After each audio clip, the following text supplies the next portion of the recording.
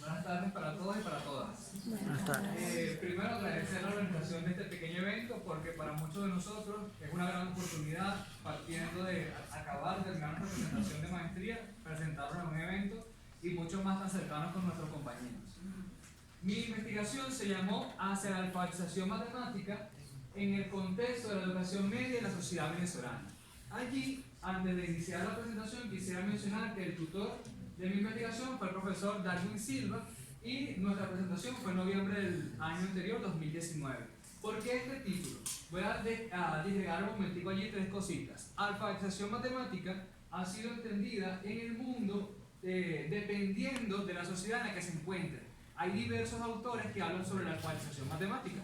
Nosotros en particular hablamos de alfabetización partiendo de los principios de Freire. Por eso es que al final también hacemos alusión a que no es solamente alfabetizar matemáticamente, sino que hay un contexto, la sociedad venezolana y la educación media.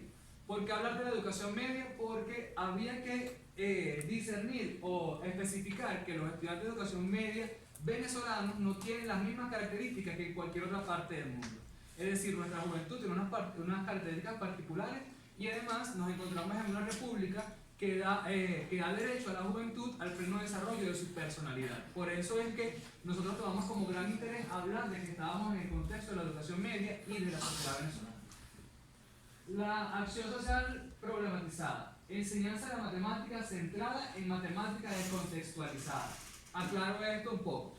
La enseñanza de la matemática históricamente ha ido evolucionando, ha ido saltando de paradigma en paradigma o de tendencia en tendencia. Una de ellas, que está todavía muy arraigada en la sociedad venezolana, tiene que ver con algo que se llama la matemática moderna, que inició en Europa y luego a través de todo el mundo. En Venezuela nos ha ido costando salirnos de ese tradicionalismo y por eso es que luego allí hay una palabra interesante que es descontextualizada.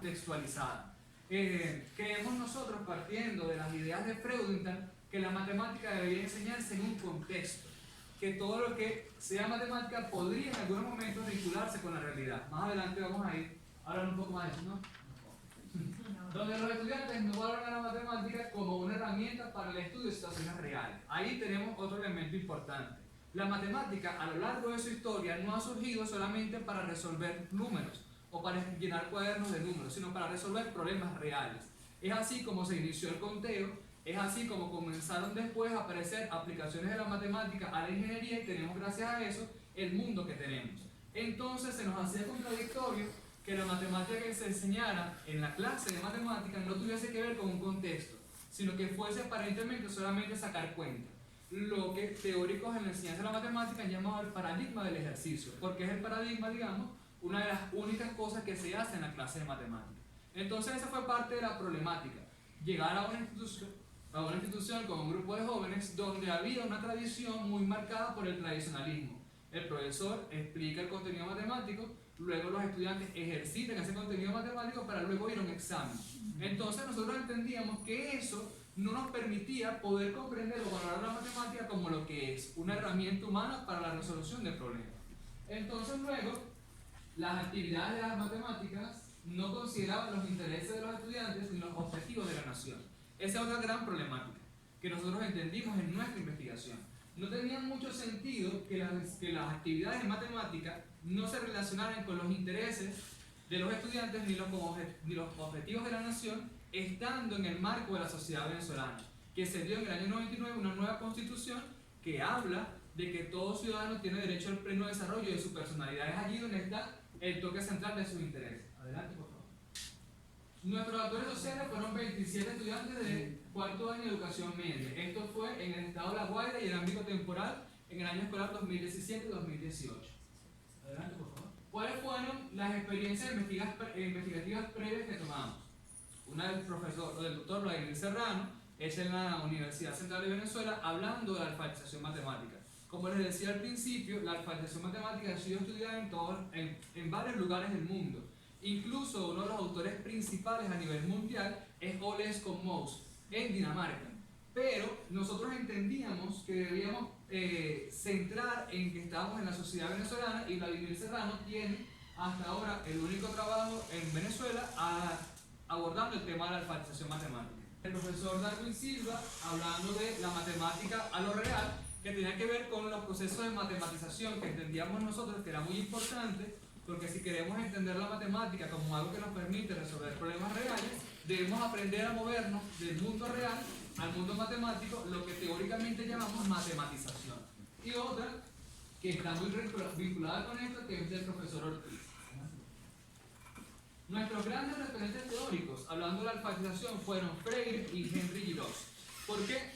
Porque entendíamos con Freire que la alfabetización, y que de hecho todo acto educativo, no es neutro, sino que tiene una tendencia según la sociedad en la que nos encontremos. Además de eso, para la alfabetización matemática, Vladimir Serrano y Oresco Mous, y para hablar de la matematización, Rico y Mora. ¿Cuál fue la finalidad que nos propusimos en nuestra investigación? Bueno, promover la alfabetización matemática en los estudiantes de cuarto año de bachillerato, pero considerando sus intereses y expectativas, así como también las realidades locales, regionales, nacionales y los objetivos de la nación. Por favor. Entonces, era natural pensar que uno de nuestros primeros objetivos era generar espacios para abrir esa gran discusión a cuáles eran los intereses de los estudiantes. Ese fue nuestro principal objetivo, para que a partir de allí pudiéramos tomar todos sus intereses, sus realidades y sus expectativas para las experiencias de alfabetización matemática. Otro fue diseñar y poner en práctica estas experiencias que partían de los intereses de los estudiantes y de los objetivos de la nación. Una cosa importante que mantiene coherencia a lo largo de la investigación es que esos eran nuestros dos grandes principios. No podíamos plantearnos algo en la clase de matemática que no tuviese que ver con los intereses de los estudiantes y que no se vincularan con los objetivos de la nación. Más adelante vamos a ir abordando cómo se concretó esto. Otro fue comprender los procesos de matematización que hacían los estudiantes y por último, adelante por favor, analizar el estado de la alfabetización matemática alcanzado por estos estudiantes. Aquí hay algo muy importante y es que cuando hablamos de cuál es el estado, pareciera que eso es como evaluar. Y evaluar en el tradicionalismo de la educación es como algo al final del proceso. Pero nosotros entendemos, con una idea de Samuel Robinson, que alfabetizarse no es algo que termina, sino que es algo que continúa a lo largo de la vida. Entonces, cuando hablamos del estado de la alfabetización matemática, no nos referimos a algo como si ya alcanzaste esto es porque ya estás alfabetizado matemáticamente, no, sino que es un proceso evolutivo, digamos. Adelante, por favor. Nuestra investigación fue en la metodología de la investigación-acción, en el paradigma sociocrítico, dado que pretendíamos transformar la realidad que acabamos de comentar, y el modo o el modelo de la investigación-acción fue participativa y emancipadora. Estas fueron nuestras estrategias para la información, observación participante, grupo de discusión, entrevistas cualitativas, el diario de clase, que quisiera darle mucha importancia, resaltarle en este momento, porque el diario de clase es simplemente un pequeño registro que hacían los estudiantes después de la clase sobre qué hacíamos, qué les gustaba, qué les interesaba o qué les disgustaba de nuestras experiencias. Y eso, como estamos hablando de investigación-acción, entonces íbamos a la acción, luego con esta información reflexionábamos y luego de esa reflexión volvíamos a planificar y caíamos, digamos, en la espiral de la investigación-acción. Acción, reflexión, planificación y de nuevo acción. Adelante, por favor. Nuestra estrategia de procesamiento, la triangulación, la categorización, y utilizamos el software Atlastic, digamos, para apoyarnos al momento de triangular y categorizar. Los participantes y su situación. Aquí quisiera aclarar algo bastante importante. Los actores sociales eran 27 estudiantes, pero nuestros informantes fueron 9.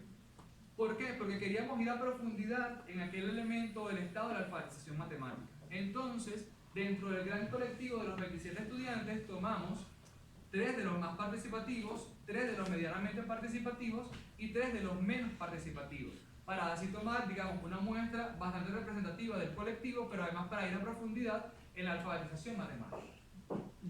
Ok, ¿cómo concretamos todo esto que le he estado hablando? Primero, vamos a leer este diagrama de izquierda a derecha. A ellos se les solicitó, digamos, para poder comprender por qué lo de los carteles. Yo intenté abordarlos a ellos, tener conversaciones, decirles que querían aprender en la clase de matemáticas, qué cosas creían ellos de la realidad que podíamos asociar con matemática, pero había muchas dificultades. Una de ellas, los problemas naturales del joven para expresarse. Otra, que a veces, por su experiencia de vida, lo que entendían de relacionar matemática con la realidad era solamente ir al mercado, o si yo tengo un amigo que es carpintero, que mide, pero no podían, digamos, dimensionar todo lo que puede hacer la matemática relacionada con la realidad. Entonces, una estrategia que nosotros aplicamos fue pedirles carteles donde ellos colocaran situaciones que les preocuparan, que les interesaran y que les afectaran. Entonces, eso fue un gran insumo para nosotros poder ir concretando lo que dice allí, los intereses de la observación participante y algo que llamamos el periódico moral, que era también pedirles a ellos esa información de cosas que les interesaran. Y los demás fueron agregados por el docente, realidades locales, regionales y nacionales, y los objetivos de la nación. En esas tres grandes fuentes de información creamos algo que llamamos temas generadores. Estos temas generadores permitieron que creáramos o que diseñáramos una prueba escrita, un taller y algo que llamamos trabajo de investigación. Adelante, por favor. En este pequeño gráfico vamos a ver todas las temáticas que surgieron del lado derecho. Y del lado izquierdo, el gráfico de torta nos muestra los porcentajes, como los estudiantes seleccionaron con qué querían trabajar. Luego de toda esa información, ¿qué hicimos nosotros? Hicimos una plenaria con los estudiantes y les preguntamos cuál de esas temáticas deseaban desarrollar en un trabajo de investigación. Por favor. ¿Cómo sería el trabajo de investigación? Ellos debían crear un primer reporte de la situación. Tuvimos reuniones previas con los estudiantes. En esas reuniones se les preguntó qué de toda la gran temática deseaban ellos comprender para poder, digamos, tener, porque había temas tan grandes como el cambio climático. Entonces preferimos ir a lo concreto, que era lo que ellos realmente les interesaba de esa situación. O, por ejemplo, la economía de a pie, y cuando hablamos de economía, que es un tema muy grande, decidimos solamente centrarnos en la economía familiar porque era lo que los estudiantes deseaban de ese tema. Entonces, un primer reporte para el periódico moral. Luego de eso, si recuerdan la presentación que acaba de hacer mi compañero José, él habló del proceso de matematización o de modelización, moverse del mundo real al mundo matemático. Por eso es que allí está el planteamiento del problema. Luego de tener una comprensión de toda la situación que ellos querían estudiar, pudimos movernos hacia el mundo matemático. Porque cuando ellos buscaban información, conseguían datos numéricos. Y esos datos numéricos fueron los que nos permitieron hacer tablas y ese tipo de cosas, o representar esos valores para poder empezar nuestro camino hacia el mundo matemático. Resolver el problema matemático, concluir, ellos harían una exposición de sus trabajos, y eso sería un reporte para el nuevo periódico moral. Y por último, un informe de la evaluación propia y colectiva. Cuando hablamos del estado de la alfabetización matemática y lo asociamos de forma natural con la evaluación, nosotros pensamos en la evaluación propia y colectiva, que el estudiante viera si él mismo había avanzado en su alfabetización matemática, pero además pudiera observar qué había ocurrido con sus compañeros a lo largo del proceso. Adelante, por favor. Adelante, por favor. Aquí algunas de las producciones de nuestros estudiantes. Esto fue un cartel sobre el cambio climático. Adelante, por favor. Esta es una de las presentaciones de los estudiantes. Esta fue sobre las señalizaciones de las áreas de zona escolar. Adelante, por favor. Y esta es un instrumento de medición que construyeron los estudiantes en una de nuestras experiencias cuando fuimos a la playa y nos tocó medir la distancia de la bahía en la que nos encontrábamos hacia un buque que estaba atracado cerca de la bahía. Entonces, a través de la matemática que habíamos desarrollado en nuestra clase, ellos pudieron construir un modelo matemático y generalizarlo, como se muestra en la imagen, para poder hacer los cálculos. Ya vamos a finalizar. En la interpretación de la información nos aparecen dos grandes dimensiones. Dentro de esas grandes dimensiones está la promoción de la alfabetización matemática. Digamos, nuestro trabajo investigativo nos permitía entender dos cosas.